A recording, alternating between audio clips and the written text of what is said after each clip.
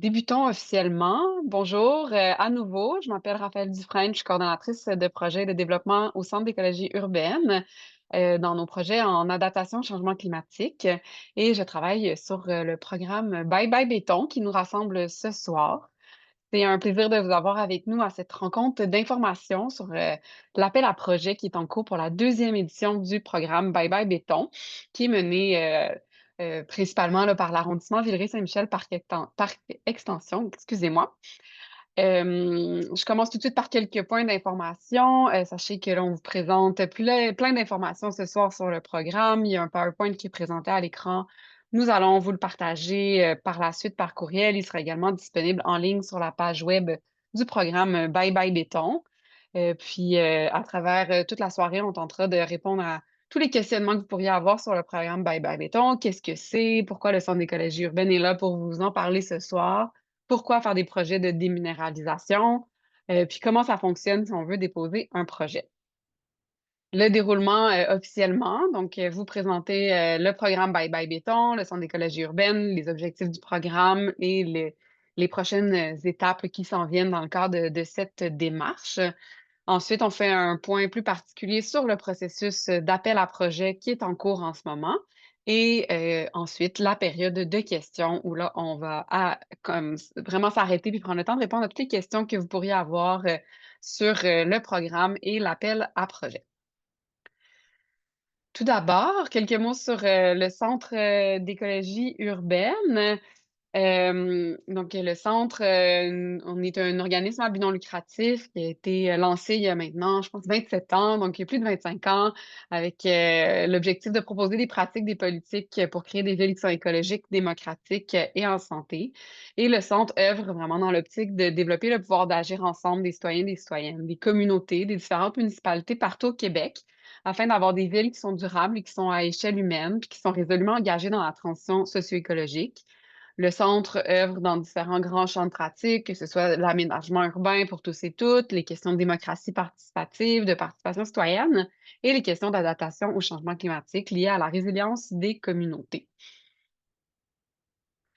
Notre rôle dans le programme Bye Bye Béton, dans le fond, on est un partenaire de l'arrondissement qui est porteur de Bye Bye Béton, qui a lancé ce projet-là. Et le centre vient intervenir en tant que partenaire, donc qui met en place le programme, qu'on parle ici de toute la réflexion sur l'appel à projet, la mise en place de l'appel à projet, mais aussi la réalisation des sites déminéralisés qui seront faits dans le cadre du projet.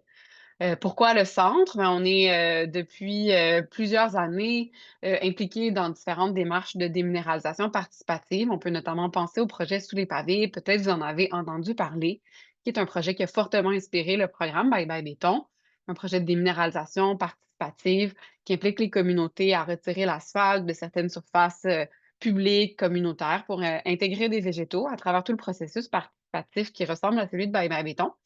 Donc, c'est indiqué également. Le centre, on est des professionnels de la participation, citoyenne, de l'inclusion des communautés dans les différentes démarches, d'aménagement puis de réflexion sur l'adaptation du territoire au changement climatique. Ce qui a fait qu'on a développé cette collaboration-là avec l'arrondissement pour lancer le programme Bye Bye Béton. C'est quoi Bye Bye Béton? Donc, si on s'arrête maintenant, très spécifiquement à ce programme qu'on a déjà mentionné plusieurs fois, les objectifs du programme, ont été définis par, l'arrondissement. C'est un programme qui vise à favoriser la participation citoyenne, sur le territoire de l'arrondissement, que ce soit des gens qui vivent ou qui travaillent sur le territoire de l'arrondissement. L'objectif premier, c'est de s'adapter aux effets des changements climatiques, en particulier, agir sur la question des îlots de chaleur urbains.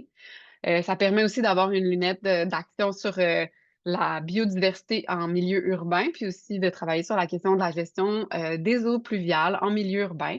Donc d'améliorer, la gestion, pour qu'elle soit plus durable, pour, avoir une rétention à la source des eaux pluviales. On le voit, malheureusement régulièrement que les eaux ne savent plus où se diriger lorsqu'il y a des tempêtes.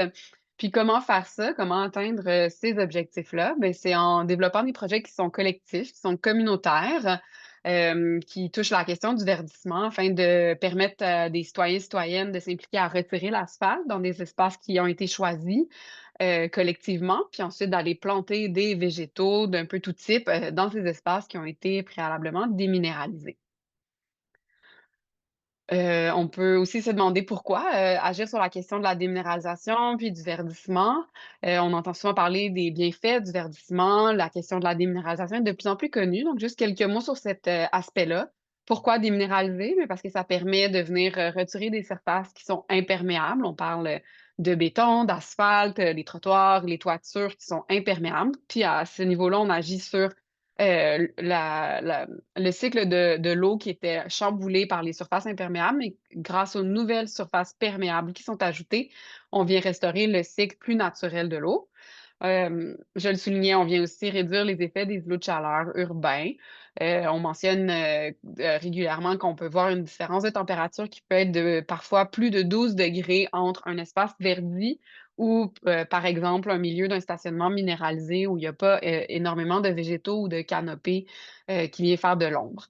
On permet, à travers les projets de déminéralisation participative, différentes communautés, on leur permet de s'impliquer dans des pratiques d'adaptation au changement climatique, donc de venir mettre l'épaule à la roue, si on peut dire, de participer à différentes actions qui leur permettent de sentir qu'ils font leur part, qu'ils participent, qu'ils ont un rôle à jouer, mais également de sentir que, bon, on agit sur la question de l'éco-anxiété qu'on peut ressentir à certains moments.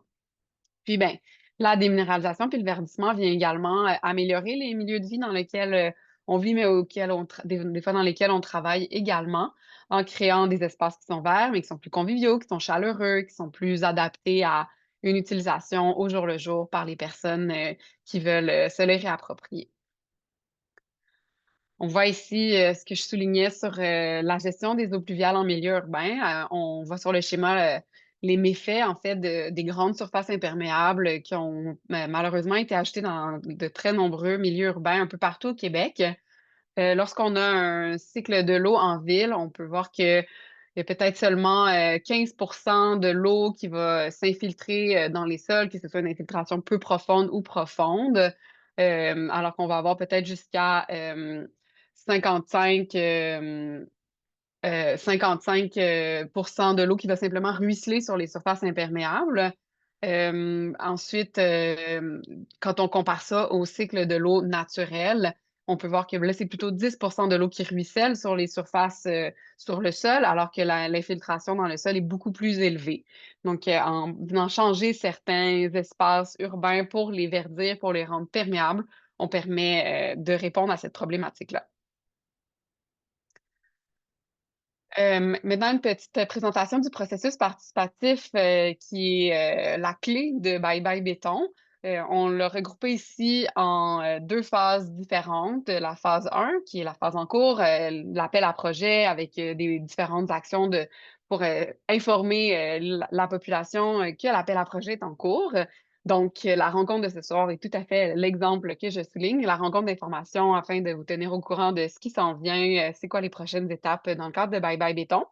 L'appel à projet qui est en cours jusqu'au 13 janvier, puis ensuite, un processus de sélection des projets qui seront retenus, pour être verdis, dans la phase 2. Cette phase 2-là qui est la mise en œuvre des projets, on parle d'un atelier de vision où on va inviter, les riverains, la communauté à venir, avec nous rêver, bien sûr dans le cadre de ce qui est possible, des différentes contraintes, rêver à comment on pourrait réaménager l'espace lorsqu'on aura retiré l'asphalte, qui nous amène ensuite à produire un plan d'aménagement préliminaire qui sera validé par, un petit comité de suivi qui sera mis sur pied avec différents, partenaires ou citoyens clés, qui seront impliqués, dans la réalisation de chacun des sites. On réalise ensuite les différentes activités participatives sur le terrain. On parle donc de dépavage puis de plantation.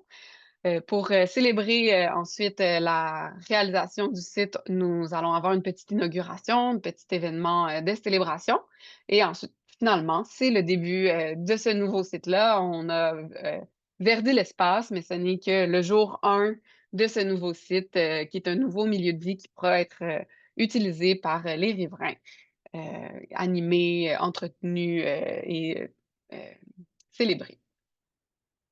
On revoit maintenant sous la forme de schéma un peu ce que je viens de vous, présenter, pour la phase de réalisation, des 2 sites. L'atelier de vision qui est suivi de l'activité de dépavage, de l'activité de plantation, puis ensuite, les activités d'entretien qui, sont principalement, des formations sur comment entretenir le nouveau site qui seront offertes par, le centre et les partenaires de réalisation. Ça me permet de souligner qu'on travaille avec l'organisme Ville en Vert dans le cadre de ces étapes-là de réalisation de site. Puis un petit carnet d'entretien également qui est remis aux différentes personnes qui souhaitent s'impliquer dans l'entretien par la suite. L'échéancier, provisoire, de ce qui s'en vient, nous sommes en ce moment dans le premier bloc, de novembre à janvier. Le programme, a été relancé pour la deuxième édition. Nous sommes dans l'appel à projets puis la rencontre d'information, vous êtes ici en ce moment, la rencontre d'information du 11 décembre. La date limite pour, déposer un projet, c'est le 13 janvier prochain, d'ici la fin de la journée, le 13 janvier. Suite à ça, le centre, l'arrondissement et Ville-en-Vert, le partenaire de réalisation, on tombe dans le processus de sélection des sites. Donc, on regarde les différents éléments, les différents sites proposés, puis ça nous permet d'analyser les différents éléments, puis de faire une sélection des sites qui seront réalisés. Lorsque les sites le nécessitent, on expliquera les différents contextes, mais lorsque le site le nécessite, nous allons signer ensuite des ententes avec les propriétaires des sites retenus.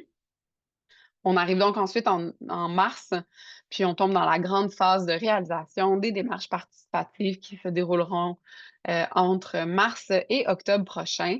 C'est sûr que l'intensité est un petit peu diminuée au courant de la période estivale, mais on a ce grand bloc-là de printemps, été et automne pour, réaliser toutes les étapes, liées au site, pour finir avec les inaugurations, puis la réflexion sur, la suite, et peut-être la planification de la prochaine étape, la prochaine édition, devrais-je dire. Je passe, maintenant la parole à ma collègue Muriel qui va vous expliquer comment soumettre un projet dans le cadre de l'appel à projet qui est en cours en ce moment. Oui, bonjour. Bonjour à tous et à toutes. Donc, je m'appelle Muriel, je suis agente de projet pour Bye Bye Béton. Puis là, si on va un petit peu plus en détail là, dans les critères d'admissibilité pour soumettre un projet. Donc, pour appliquer, ça prend des groupes de au moins 5 personnes, donc des citoyens et citoyennes qui résident ou qui travaillent dans l'arrondissement. Ça peut aussi être des groupes communautaires de l'arrondissement qui viennent proposer un projet. Au niveau des sites, il y a quand même certaines caractéristiques recherchées. Euh, ce qu'on cherche vraiment, là, c'est des terrains dont la déminéralisation et le verdissement seraient bénéfiques pour le voisinage. Euh, les terrains proposés, ça peut être sur un site municipal. Donc là, ici, on parle par exemple d'un centre communautaire, sportif ou culturel qui appartient à l'arrondissement. Ça peut être un stationnement public, une place publique, etc. Mais ça peut aussi être en fait des terrains qui sont sur un site non municipal, mais qui a une vocation collective. Donc, c'est quoi ça, un espace à vocation collective? C'est un lieu qui est accessible au grand public, puis dont une activité de verdissement, un réaménagement, une déminéralisation serait vraiment bénéfique là, pour la communauté locale. Donc là, par exemple, c'est ça, c'est des lieux privés ou semi-privés qui sont dédiés à des fins communautaires ou collectives. Donc, par exemple, la cour d'une coopérative d'habitation ou la cour d'un centre communautaire, d'une garderie, de logements sociaux. Ça peut être aussi la devanture d'un magasin. Donc, vraiment des espaces où on a réellement une communauté là, qui peut bénéficier du projet. En termes de superficie, on recherche des sites qui ont un minimum de 30 mètres carrés de superficie déminéralisée et un maximum de 100 mètres carrés.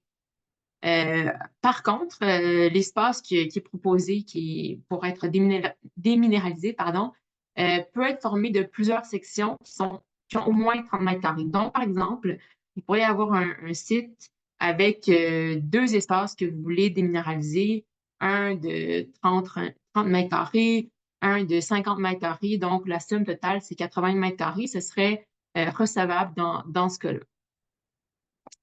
Euh, Ensuite, si on parle plus du processus de l'appel à projet, Raphaël l'a mentionné tout à l'heure, là, on a ouvert en fait l'appel à projet le 12 novembre dernier, si je me souviens bien. Puis, vous avez jusqu'au 13 janvier à 17 heures inclusivement pour déposer un projet. Ce qui arrive quand on soumet un projet en fait à déminéraliser, à ce moment-là, on devient porte-parole du projet. Donc, en remplissant un formulaire, on demande vraiment qu'il y ait deux personnes avec les informations de contact, etc. Et ces deux personnes-là viennent finalement représenter le projet. Puis c'est eux qui préparent finalement les documents qui sont attendus dans la demande. Donc, ce formulaire-là, il est disponible en ligne sur la page web du programme Bye Bye Béton. Il y a aussi une version PDF, un lien vers une version PDF que vous pouvez imprimer, qui est aussi disponible sur la page web du programme. Puis sinon, c'est possible d'aller aussi récupérer des versions papier aux 3 points de service de l'écoquartier ou au bureau Accès Montréal de l'arrondissement. Donc, il y a les coordonnées de ces endroits-là qui sont aussi disponibles sur la page web du programme. Puis, on vous suggère quand même, pour les versions papier, de regarder quand même les heures d'ouverture pour pas être déçu quand on arrive sur place. Les documents qui sont à joindre, donc là, je viens de parler un peu du formulaire, là, mais pour à joindre au formulaire, il y a également quelques documents importants. Il y en a 3 qui sont nécessaires pour tous les projets. Donc, des photos de la zone à déminéraliser, juste pour nous donner une idée finalement de c'est quoi l'état du site, où il se situe, etc. Un plan simplifié du terrain. Puis là, je vais rentrer un peu plus en détail à quoi ça ressemble ces documents-là. Euh, il y a aussi une liste de signataires. Donc, comme je le disais tout à l'heure, pour qu'un projet soit recevable, ça prend au moins 5 personnes qui appuient le projet. Donc, ces 3 documents-là sont obligatoires pour tous les projets. Un quatrième est nécessaire seulement si le terrain qui est proposé est sur un site non municipal. Ça, c'est une lettre d'engagement du propriétaire. Donc là, tout à l'heure, j'ai fait un petit peu une distinction entre des sites municipaux et des sites non municipaux. Donc, pour des sites municipaux qui sont plus du domaine privé ou semi-privé, ça prend vraiment une lettre d'engagement du propriétaire. Donc, si je vais un petit peu plus dans le détail pour la lettre d'engagement, c'est vraiment un document qui permet un peu euh, finalement d'avoir euh, de communiquer avec le propriétaire finalement pour qu'il s'engage à être disponible ou à désigner une personne représentante qui sera disponible pour le développement d'une entente un peu plus formelle euh, plus tard avec le Centre d'écologie urbaine si le projet est sélectionné. Donc, ça vient vraiment nous démontrer à nous que le propriétaire est quand même un peu au courant du programme, puis qui s'engage justement à collaborer dans le futur si le projet est sélectionné.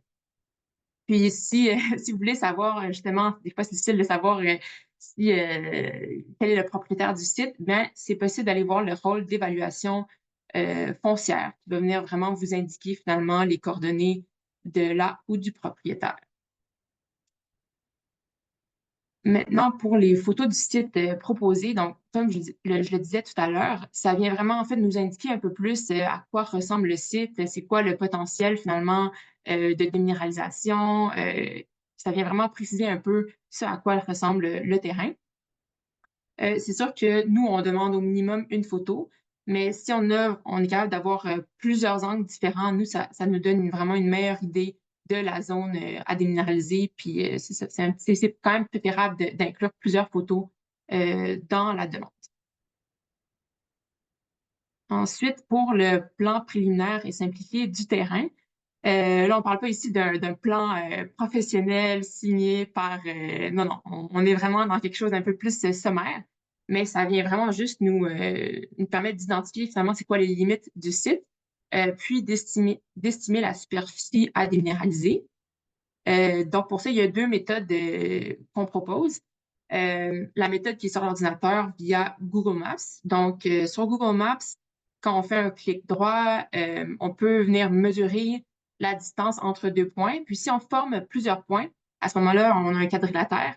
On est capable d'avoir la superficie du quadrilatère. Donc, c'est cette information-là qu'on recherche à avoir. Mais c'est aussi possible de soumettre vraiment via une méthode un peu à la main, là, un croquis de votre projet, de l'endroit où il se situe. Donc, comme on voit un peu sur l'image, avec les rues adjacentes, puis justement les limites du site, les dimensions. Donc vraiment pour nous donner une idée de ce à quoi ressemble votre projet. Et ensuite, pour la liste de signataires, donc on se rappelle qu'un des critères d'admissibilité, c'est qu'il y a au minimum 5 personnes qui soutiennent le projet. Là, ce qui est important de noter, c'est que inclus dans les 5 personnes sont les 2 personnes porte-parole. Donc, finalement, ça nous prend 3 autres personnes au minimum, autres que les personnes porte-parole, pour soutenir le projet, pour qu'il soit admissible. Puis ça, finalement, ça montre en fait la mobilisation de la communauté locale autour du projet. Donc, idéalement, ce qu'on souhaiterait aussi, c'est que les personnes que vous mobilisez, c'est des personnes du voisinage, donc qui travaillent près du site ou qui habitent près du site, donc qui vraiment vont bénéficier directement de la déminéralisation et du verdissement. Puis pour mobiliser finalement cette communauté-là, c'est possible de faire du porte-à-porte, d'utiliser les réseaux sociaux, etc. On a fait une trousse de mobilisation au Centre d'écologie urbaine. Donc, au besoin, c'est quelque chose qu'on peut transmettre avec vraiment une fiche, vraiment un visuel, puis des messages clés. Donc, ça peut aussi aider à mobiliser la communauté. Si on passe plus au processus de sélection, donc nous, quand on reçoit les différents projets proposés, on va regarder 5 grands éléments. Le premier, c'est l'emplacement. Donc, est-ce que l'endroit qui est proposé se situe dans une zone qui nécessite un ajout d'espace vert? Donc là, tantôt, Raphaël a mentionné que la réduction des îlots de chaleur urbains, c'était un des objectifs du programme Bye Bye Béton. Donc, grâce à des indicateurs cartographiques, on va être capable de voir est-ce que c'est vraiment une zone où ça serait vraiment bénéfique d'aller déminéraliser puis de verdir. Et on veut aussi que ce soit accessible au public, évidemment, et aux personnes vulnérables à la chaleur. Deuxième élément, c'est la répartition sur le territoire. Donc, on souhaiterait que les projets qui sont proposés, qui sont sélectionnés, sont répartis également sur l'ensemble des 4 districts de l'arrondissement, donc Parc Extension, Villeray, Saint-Michel et François-Pérault. Donc, on ne voudrait pas que tous les projets se ramassent, par exemple, dans Villeray. On voudrait essayer de répartir le plus possible sur l'ensemble du territoire de l'arrondissement. Ensuite, l'importance du site. Donc là, via le formulaire, les réponses que vous allez fournir, on est capable de voir, de comprendre c'est quoi l'impact de ce projet-là pour votre communauté, pour le voisinage et juste pour la qualité de vie en général du quartier. Ensuite, la communauté mobilisée. Donc là, c'est tout simplement le nombre d'appuis en termes de signatures que reçoit le projet via la liste de signataires que je vous ai présenté tout à l'heure. Puis finalement, les contraintes réglementaires et techniques. Donc là, on parle de risque de sol contaminé, de présence de rocs ou d'infrastructures souterraines, etc. Donc différentes contraintes qui vont être en fait analysées, vérifiées par le comité de sélection. Donc, au terme de cette analyse des différentes candidatures, des différents projets, on va pouvoir informer les personnes qui ont été sélectionnées. Ça va dépendre du nombre de projets reçus, mais vous pouvez vous attendre à recevoir une réponse autour de fin février, début mars environ. Ensuite,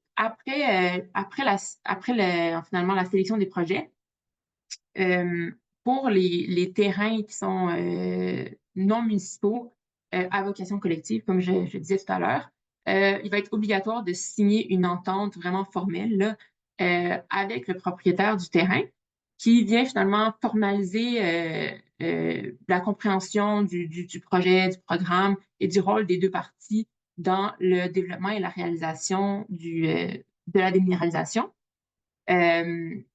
Puis, en fait, c'est vraiment l'idée d'avoir vraiment la lettre d'engagement du propriétaire. C'est vraiment ça. C'est permettre d'assurer que le propriétaire est au courant puis qu'on peut entamer des démarches un peu plus formelles par la suite. Parce que si l'entente propriétaire n'est pas signée par refus ou contrainte de temps, c'est sûr qu'à ce moment-là, il faudra choisir un autre site. Donc, ça complète le tout pour ce qui est du processus de sélection. Si vous avez des questions,